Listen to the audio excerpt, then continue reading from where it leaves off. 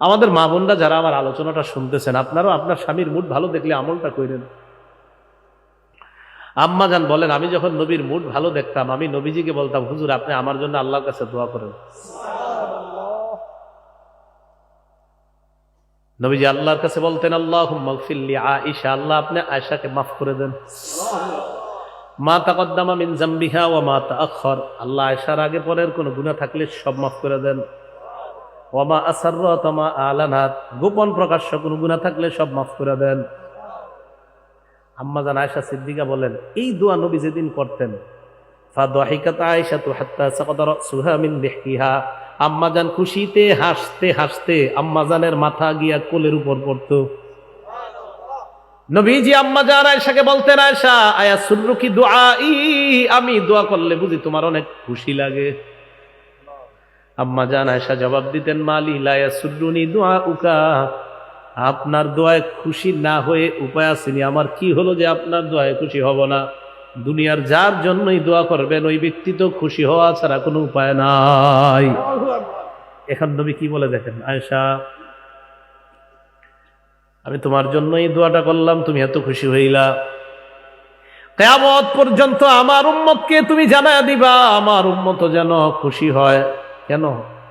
ইন্নাহা লাদুআই লিউম্মতি ফি কুল্লি সালাহ, আমি দুনিয়াতে যতবার দোয়া করি ততবার আজকে তোমার জন্য দোয়াতে যা যা বললাম, আমার উম্মত যাদেরকে আমি দেখি নাই তাদের জন্য আল্লাহর কাছে অবিকল এই দোয়াগুলা করি দে। দেখছেন আমারে আপনারে দেখে নাই, আল্লাহ রেখে আল্লাহ আগের গুনাহ, পরের গুনাহ, গোপন গুনাহ, প্রকাশ গুনাহ, মাবুদ গো আমার উম্মতের এই গুনাহগুলো আপনি মাফ করে দেন। মায়া কম না বেশি?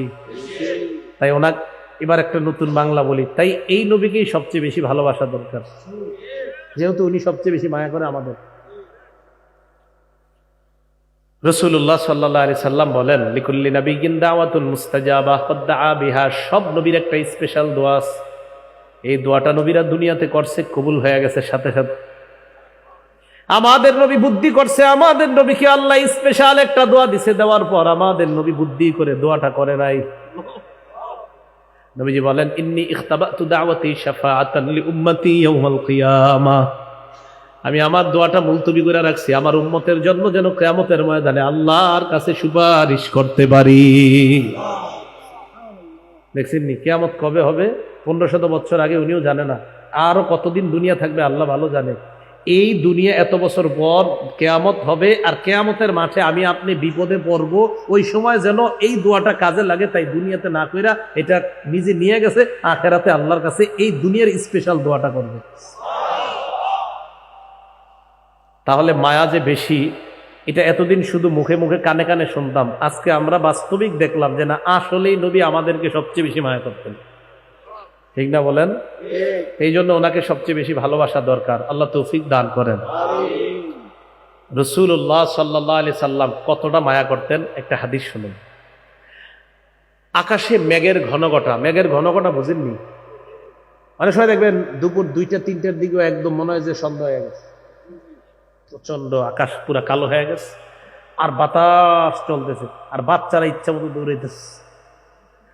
তো এরকম বাতাস আর আকাশ যখন কালো হয়ে যায়, আম্মা জান আয়েশা বলেন, কানা রাসূলুল্লাহ সাল্লাল্লাহু আলাইহি ওয়াসাল্লাম ইযা কানা ইয়াউমুর রিহি ওয়াল গায়ফি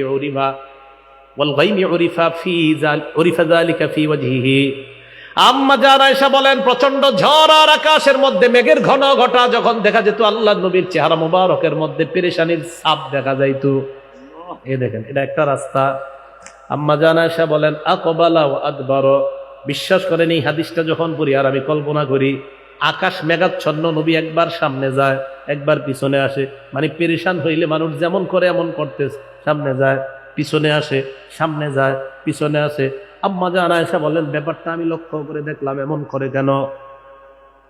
ফালাম্মা মাতারাত ওয়া আমতারাত, আসমান থেকে যখন মেঘের ঘন ঘটা দূর হয়ে বৃষ্টি পড়া শুরু হয়ে যায়, সুররা যালিকা বিহি, সাথে সাথে নবীর চেহারা মোবারকটা আনন্দিত হয়ে যায়।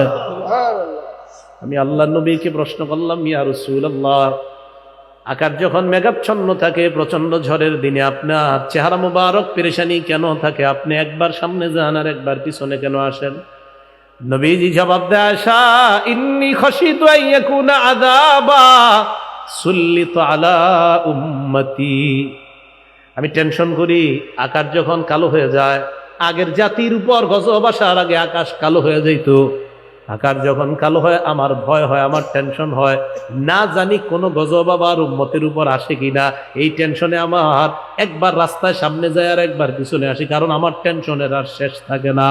আরে না জানি উম্মত ধ্বংস হয়ে যায় কিনা। এরপর যখন বৃষ্টি আসে, নবীজি বলেন, আয়েশা আমি যখন বৃষ্টি দেখি তখন আমি বুঝতে পারি এটা আমার উম্মতের জন্য গজব না, হাজিহি রহমা, এটা হলো উম্মতের জন্য আল্লাহর পক্ষ থেকে রহমত।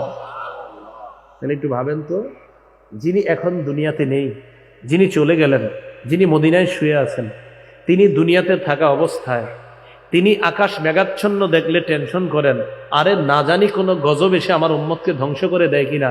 ভাইও, এই যুগে এরকম টেনশন করার মতো কয়জন পাবেন? তো উনি আমাদেরকে এতটা মায়া করতেন।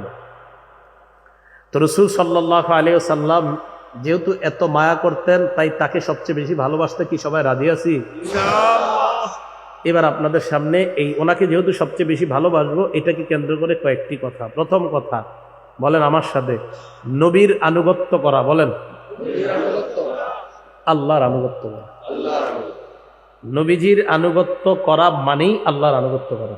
বলেন নবীজির আনুগত্য করা মানেই আল্লাহর আনুগত্য।